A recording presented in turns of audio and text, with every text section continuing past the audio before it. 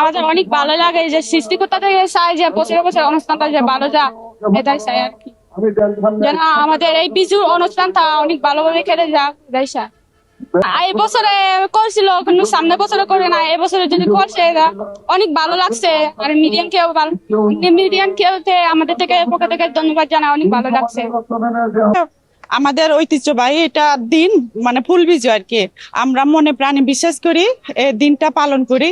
মানে যত সারা বছরের দুঃখ ক্লান্তি মানে যাতে ফুলের সাথে বাজাই দিতে পারি, মানে সেই জন্য আমরা এই দিনটি মনে প্রাণে বিশ্বাস করি, তো পালন করি প্রত্যেকটি বছর। কিন্তু আমরা নারায়ণগঞ্জে হচ্ছে আজকে 7-8 বছর হচ্ছে, কিন্তু কোনোদিন পালন করি না। এই বছর পালন করতে পেরে অনেক মানে ভালো লাগতেছে আর কি। এখানে আমরা পার্বত্য চট্টগ্রাম থেকে বিভিন্ন চাকরির সুবাদে এখানে প্রায় আদমজি, কাশপুর, নারায়ণগঞ্জ মানে 3-4 হাজার পাহাড়ি আছি। আমরা এখানে অবস্থান করতেছি।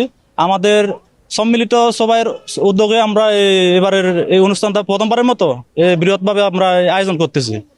তো আমাদের এই বিজু উৎসব উপলক্ষে আমি সারা দেশবাসীকে এই বিজু উৎসবের শুভেচ্ছা এবং এই সম্প্রীতির একটা যে বার্তা এটা দিতে চাই, যাতে সবাই মিলেমিশে একসাথে থাকতে পারি। কারণ গ্রামের থেকেও করতাম, আর এখানে প্রথমবার আজকে করলাম, এটা অনেক ভালো লাগছে। আমাদের ভগবানের কাছে আমি চাইলাম যেন প্রতি বছর বছরে একবার আছে অনুষ্ঠানটা, পরে আবারও যেন সুস্থ ভাবে সামনে বছরে এরকম মানে অনুষ্ঠানটা করতে পারি, এই আশায়।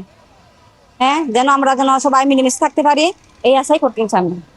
ঐতিহ্যবাহী ফুল বিজু, আর এই বিজু 3 দিন আমরা উদযাপন করি। এখানকার পরিস্থিতি, এখানকার পরিবেশ অনেকটা ভালো লাগলো।